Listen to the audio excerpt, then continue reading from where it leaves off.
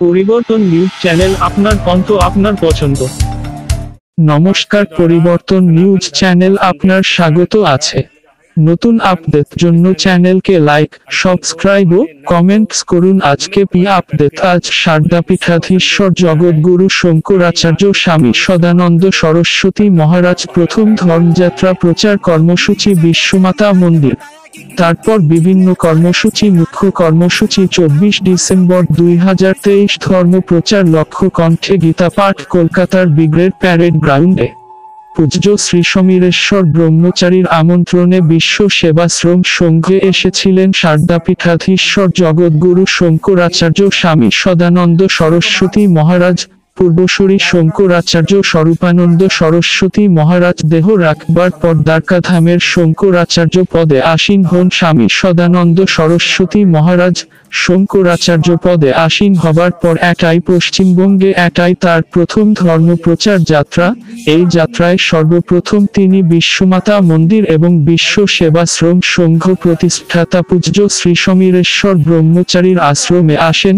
প্রথমেই তিনি পূজ্য শ্রী সমীরেশ্বর ব্রহ্মচারী নির্মিত আদি শঙ্করাচার্যের মূর্তির আবরণ উন্মোচন করেন। তারপর বিশ্বমাতা দক্ষিণা কালীর পূজা করেন। পরিশেষে সুসজ্জিত মঞ্চে শুরু হয় পাদুকা পূজন। জগৎগুরু শঙ্করাচার্য স্বামী সদানন্দ সরস্বতী তার আশীর্বচন ঠাকুরকে বলেন, সমীর থেকে স্বামী হয় উঠুন। জগদাম্বা সৃষ্টিকর্তা, আমরা যখন অনুগ্রহপূর্বক ইষ্ট দেবতা, কুলদেবতা ঈশ্বরকে সেবা করি, মনুষ্য যত কামনা আছে স্বয়ং চলে যায়। যতদিন আপনি ধর্ম থেকে না জুড়তে পাবেন ততদিনে সুখ পাবেন না। এটাই জন্য মা জগদাম্বা থেকে কেউ জুড়তে পাবে, যা হলো ব্রহ্মচারী, সন্ন্যাসী, সন্ত, মহন্ত, গুরু, আশ্রম, মঠ এটাই আছে। সন্ত, পন্থ, গ্রন্থ তিন পরমাত্মাকে স্থাপিত করে। না দেবী দেবতাকে পূজা না করা উপদেশ দিলেন। পশ্চিমবঙ্গে এই সফরে তিনি তারাপীঠ সহ বিভিন্ন মঠে যাবেন। রবিবার ব্রিগেডে লক্ষ্য কণ্ঠে গীতা পাঠের আসরেও উপস্থিত থাকবেন। শারদাপীঠাধীশ্বর জগৎগুরু শঙ্করাচার্য স্বামী সদানন্দ সরস্বতী মহারাজের তৈলচিত্র উপহার দিচ্ছেন পূজ্য শ্রী সমীরেশ্বর ব্রহ্মচারী। পূজ্য শ্রী সমীরেশ্বর নিজেই শঙ্করাচার্যের তৈলচিত্রটি অঙ্কন করেছেন। पाठ के द्वारा सनातन धर्म का संदेश प्रसारित होगा।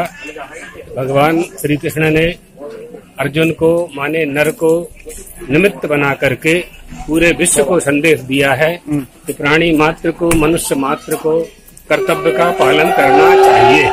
जब पुरी के शंकराचार्य महाराज ने बताया कि कृत्रिम जितने आचार्य हैं इसके कारण सनातन धर्म संकट में है, इसको आप क्या बोलना चाहिए?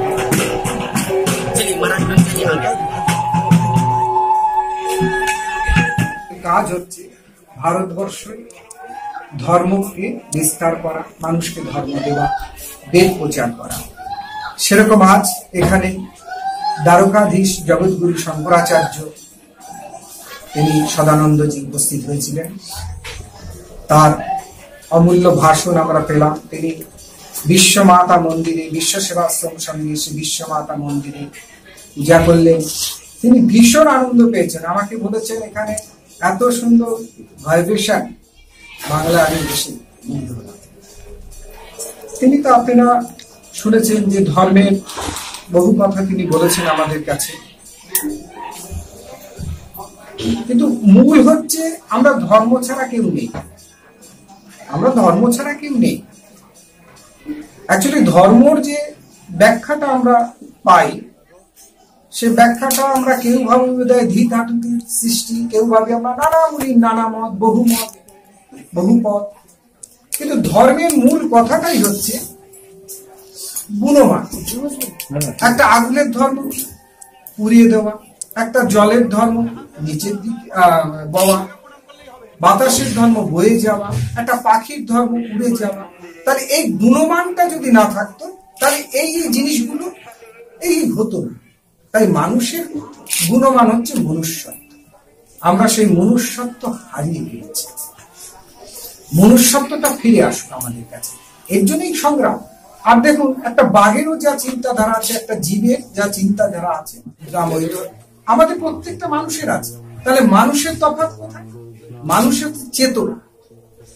তাই জন্য সাধক কবি বলেছেন আমার চেতনার চৈতন্য করে দেমা চৈতন্য, বা ঠাকুর বলছেন তোমাদের চৈতন্য। এই চৈতন্যটা যখন আসবে আমি বিশ্বাস করি অটোমেটিক আমরা মানবতার পথে যাব, মনুষ্য ধর্ম লাভ করব। আমরা তখনই মনুষ্যত্ব লাভ করবে, মহামানুষ। ইতিহাস ঘাটেন তাহলে মুঘল থেকে শুরু করে আমরা দেখবো সনাতনের উপরে আঘাত বার এসেছে। একটা সমুদ্র থেকে যতই জল তুলবো, আমি বিশ্বাস করি সমুদ্রের জল শেষ হবে না, কিন্তু একটা পুকুর থেকে জল যদি তোলা হয় পুকুর শুকিয়ে যাবে। তাই সনাতনের উপর বারবার আঘাত এসেছে। সনাতন কোনোদিন শেষ হবে না, যার নামই সনাতন। আজকে একটা জিনিস দেখুন, প্রত্যেকটা ধর্মের একটা সীমা আছে বা একটা গণ্ডি আছে। আমরা দেখেছি পৃথিবীর লেটেস্ট ধর্ম হচ্ছে মুসলিম, বোধহয় 1400 ইসি। খ্রিস্ট ধর্মের আজকে 2023, কিন্তু সনাতন ধর্মের কত লাখ বছর বা কোটি বছর আজও কেউ করতে পারে না। তাই যার এই শাশ্বত, তাকে কেউ আঘাত করতে পারবে না, তাকে কেউ কোনোদিন লয় ক্ষয় করতে পারবে না। তিনি আছেন, ছিলেন, থাকবেন। ধর্মপ্রাণ লোকদের আমি বলবো আমরা বিশ্বাসটা রাখবো, কিন্তু বিশ্বাসটা যেন আমাদের আলস্যতায় না ভরিয়ে দেয়। আমরা যেন তার জন্য, সনাতন রক্ষা করার জন্য, ধর্ম রক্ষা করার জন্য আমরা কায়িক মানসিক দুটোই যেন ব্যবহার করি। নিশ্চয়ই আমার এখানে সর্বভারতীয় পশ্চিমবাংলা আমার হাজার হাজার ভক্ত, হ্যাঁ। আর আমার বলে নয়, আমি এটা বিশ্বাস করি সমস্ত ভক্ত প্রাণ একটা গীতা পাঠ দারুণ জিনিস, ভগবানের নাম হবে, জাতি ধর্ম নির্বিশেষে সবাই অ্যাটেন্ড করবে। এটা আমার কোনো মিশনকে আঘাত না করে বা কাউকে অ্যাটাক না করে আমি বলতে চাই যে শ্রীরামকৃষ্ণই বলেছেন ঠাকুরের নাম যেভাবেই করো না কেন, মিষ্টি যেভাবেই খাও না কেন, ঠাকুর বলতেন আড়া করে খাও, গুঁড়ো করে খাও, যেভাবেই খাও না কেন মিষ্টি লাগে। তা আমি বিশ্বাস করি ঠাকুরের নাম যেভাবেই করুক না কেন ঠাকুরেরই নাম। আর এটা আমি খুব বিরোধী, মন্দির ঠাকুরের নাম গান করলে টাকা খরচ হয়, আর আমাদের বিনোদের জন্য যে কোটি কোটি টাকা খরচ হয় তার জন্য কিন্তু আমরা হিসাব রাখি। একটা দেহ রাখতে গেলে যেরকম ভোজন দরকার, একটা আত্মার মনের শান্তির জন্য ভজন অবশ্যই দরকার, এটা হওয়া দরকার। त्वमेकैव कर्त्री त्वमेकैव भोक्त्री न मे पुण्य पापे न मे बंधमोक्षम। हे माँ,